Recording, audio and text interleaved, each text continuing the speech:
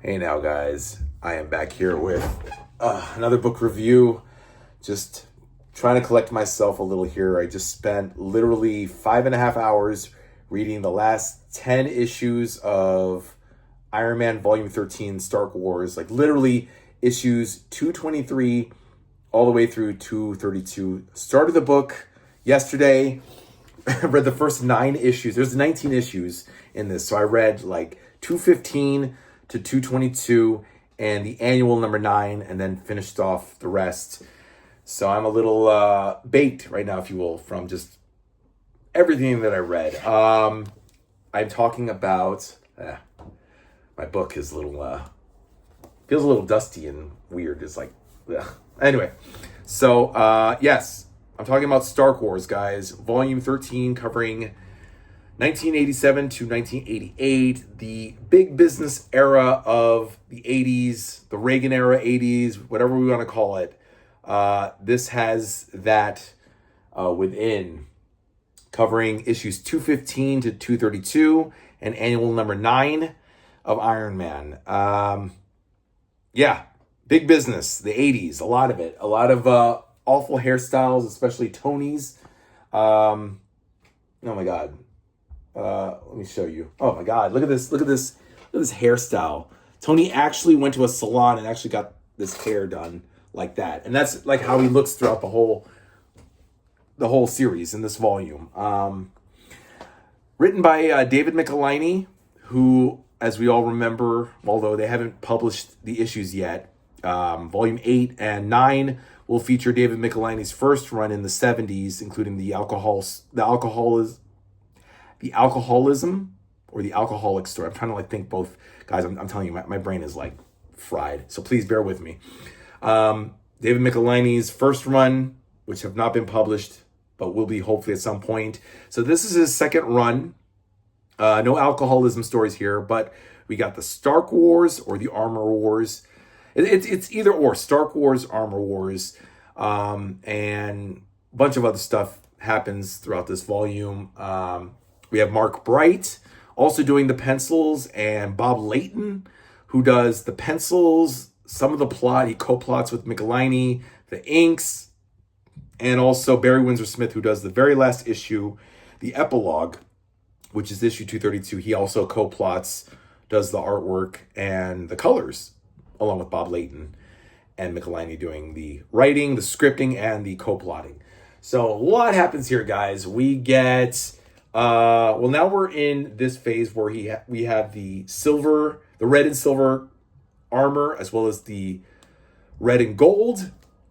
Wow, I guess I should start with 215, 216 is we start off with a 2-part storyline. I'm going to put this down, but I am talking about Stark Wars Volume 3, guys, in case you're wondering. We start off with a bang, literally.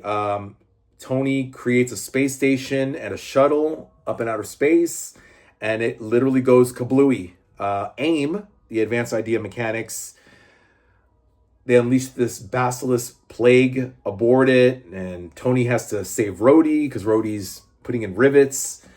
And it gets destroyed. Tony's like, well, how the fuck did somebody figure this out? How did they know, how to get in? So with issue 216, it's a spoiler alert, guys. So if you don't like it, stop the video now.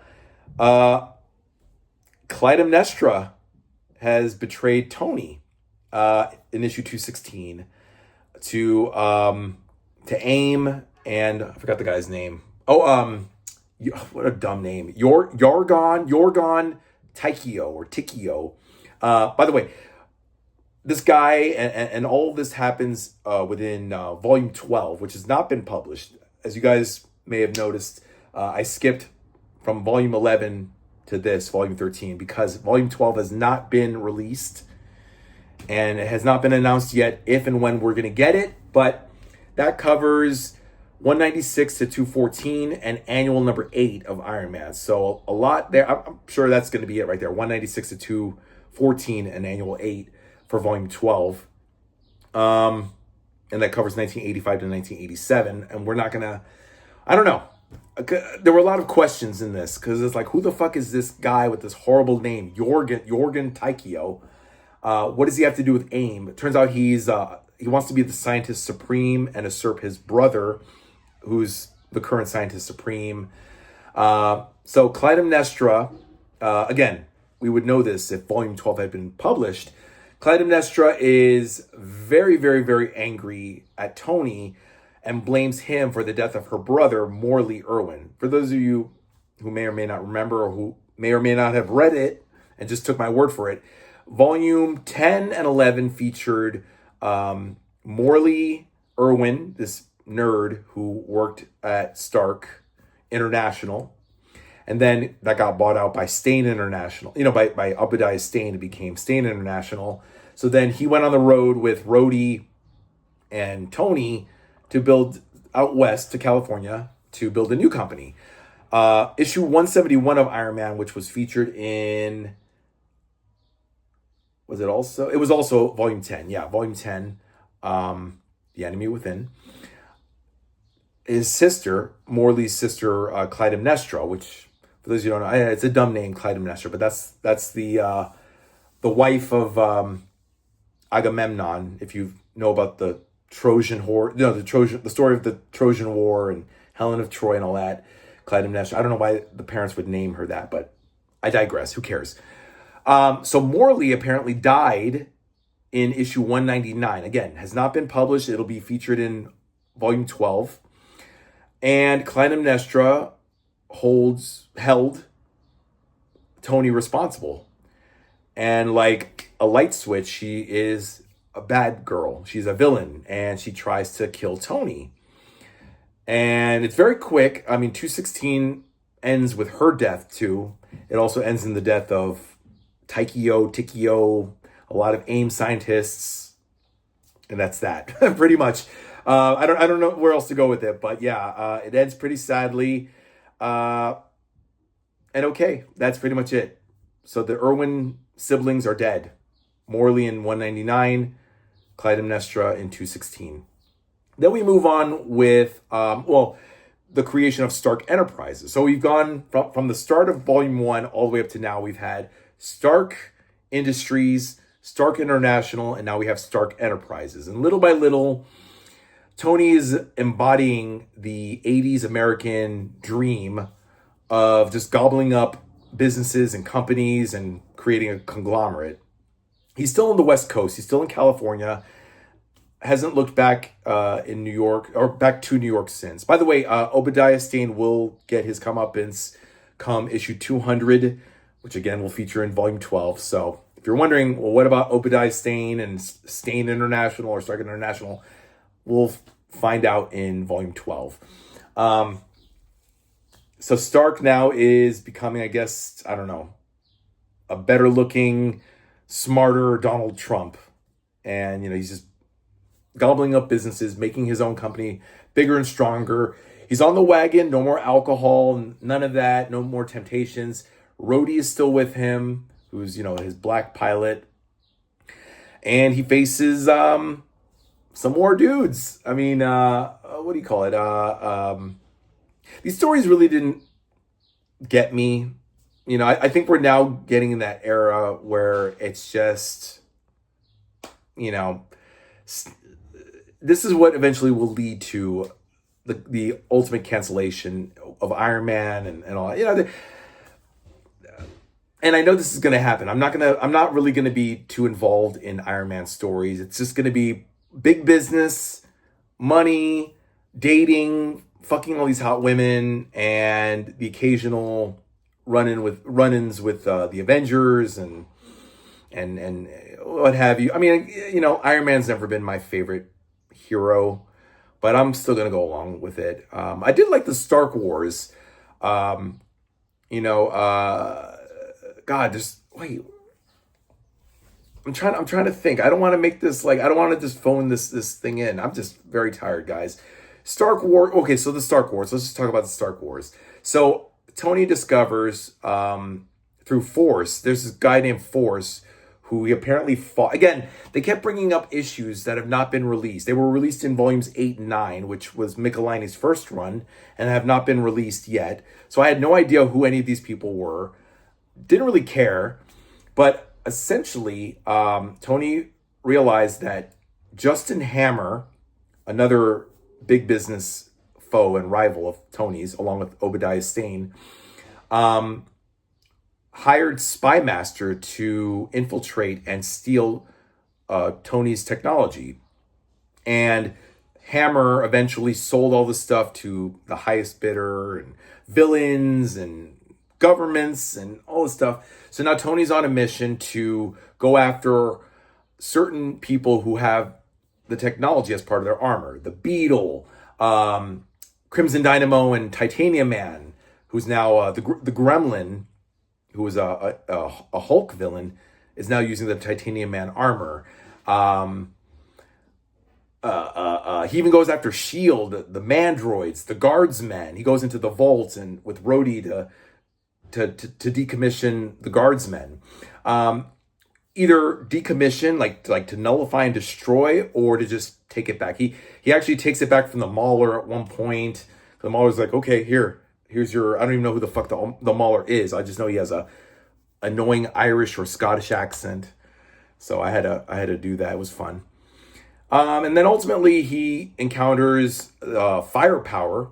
The very last person he has to get the armor nullified from is part of this project that the government has created. Some dude named Edwin Cord, who I assume is related to the Cord family, Janice Cord, and I forgot her father's name. But back in volume 3, when Iron Man first started, there was the Cord family. So I'm assuming Edwin Cord is a relative. So him, the general of the army, General Meade, and what's that other fucker? Some other guy. God.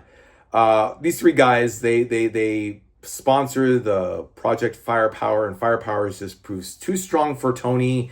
So Firepower essentially destroys the red and silver outfit, which I'm kind of glad, because I just don't like that armor. Red and silver, or crimson or scarlet and silver, crimson and silver.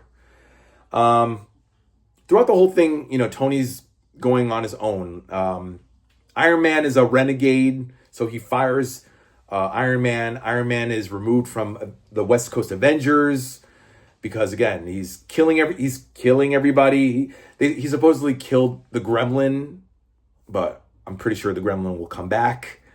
And Tony's just like, okay, I've got to make this happen now. I've got to end it.